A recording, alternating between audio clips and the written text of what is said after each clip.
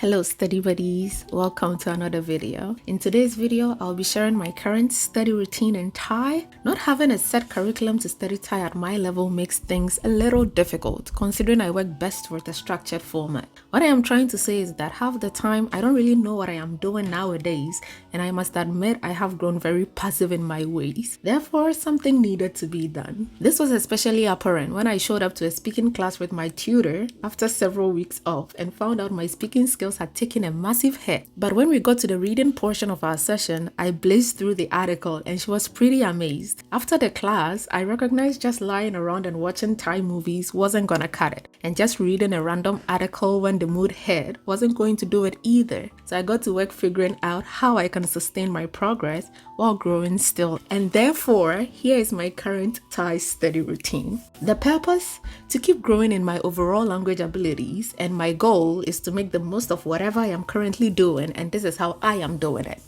Ditching the subtitles.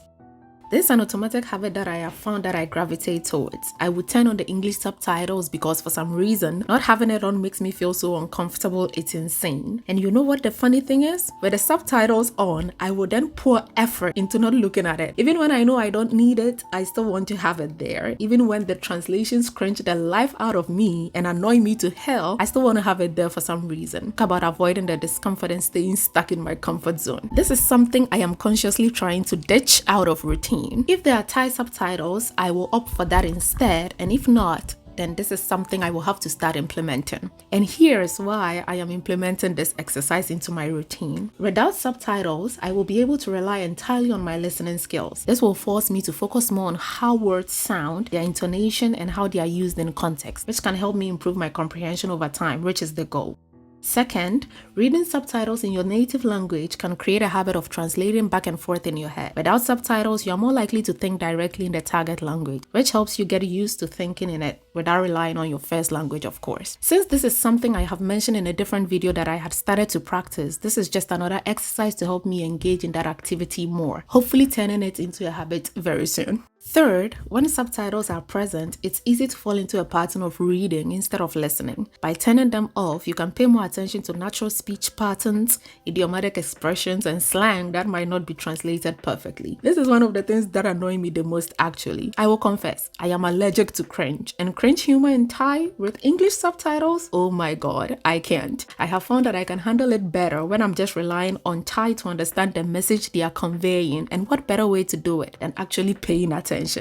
Fourth, relying on translations can hinder your ability to understand the language naturally. You may get used to the literal meaning of words rather than their nuances or cultural context. Without subtitles, you start learning language as it's used by native speakers. Recall how I used to fuss about sounding like a textbook? Exactly. I am still in the works to avoid that, and this may just be all the help that I need. Fifth, watching a video without subtitles challenges your memory and recall abilities. I think this is where my discomfort stems from. It is a challenge and it is very uncomfortable. I mean, when there is the easy way out, aka English subtitles, why bother with pushing your abilities over the limit? Well, that is just limited thinking, and we don't do that over here. Our goal is to grow steadily and to challenge ourselves to achieve our goals. Therefore, doing this over time can increase your retention of vocabulary, phrases, and language structures. Thinking about it, it is the shortcut I keep avoiding at this point. Not anymore though.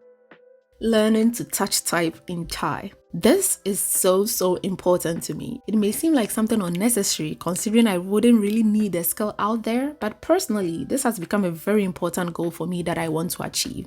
For the past few weeks, I have been practicing how to type in Thai, and oh my goodness, I had thought I'd been going crazy when I was learning to type Thai in my phone, but you don't know crazy until you're learning to type on the computer.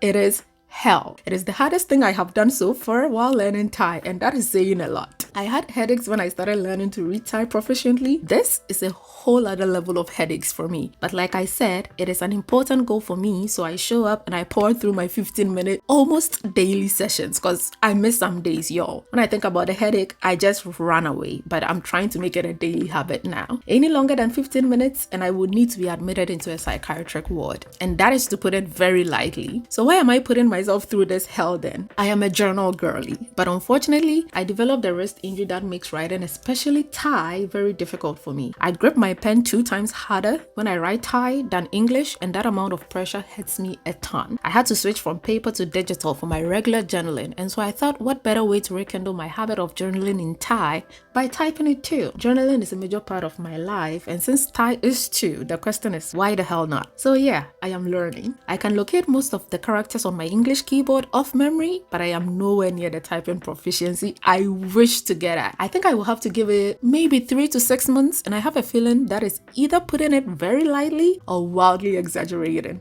We'll see. So, how does a typical study session look like? I engage in 2 activities most of the time nowadays, and that is reading and watching/listening. There are both passive and active aspects to these, and unfortunately I've been leaning further and further into the passive side of things, where I'm just reading mostly for pleasure and ignoring anything learning worthy. And same goes for listening. I just consume and mostly walk away without learning anything new. That is not a good habit, and since learning is constant, and if I want to get any better in my skills, then I need to start prioritizing the active aspects too. So here are a few things I do, and I mean just a few. I use good notes, and if you've spent any time with me at all on this channel, you know I love good notes. What I am getting into the habit of doing is, once I read the article for my entertainment online, I will copy the material over to a page in good notes where I will read it again. This time, taking my time and highlighting any new words or phrases and then engaging with it. I will either practice using the word in my notebook, or I will ask ChatGPT to curate a set of useful everyday phrases that I can incorporate into my own speech or language usage. It's a fun way to learn new vocabulary and to expand my knowledge as well. This is for when I am feeling too damn lazy to do anything useful with my study time. I will see if the video I am engaging with on YouTube can be sent over to the DuoCards app. And if it can, I will watch the video over there instead and just save all the new words or phrases I encounter and just leave them for later. It saves the words with the context they were derived from, and this makes my work 10 times easier when I get around to reviewing the vocabulary. I still love and use Quizlet, but when I am too lazy, like I said, to make the most of my study time, where I will actively learn the material and save everything to review later in Quizlet, I just use DuoCards instead. This is my laziness haven. This exercise happens when I am cozy in bed, binging some Thai drama, and let me tell you, this is the most fun thing for me to do because, well, I get to be lazy with my studies and still learn useful stuff. While watching, if I hear anything interesting or new, I will put it in Notion and directly translate it in Notion. I don't need to open Papago or Longdew or any other translation. I just get to do it all in Notion, and it's a dream. I don't feel like I'm studying, even though I am, and I get to save everything for later, whereas I used to open Papago and just translate and move on, hoping I would somehow recall it later, or having a notebook and then writing everything down with a translation. Sometimes I would take screenshots of the translations in Papago, but I always forget about it. Man, I just want to enjoy a movie, and that past method just made everything feel very tiring. You know, writing everything down or like actively putting it into Quizlet, translating, it just made everything feel extremely tiring. And the part where I just forget about it, that is just worse because I'm wasting my time. Anyway, this though is just so ideal for me, and I find it not at all tiring, which is great.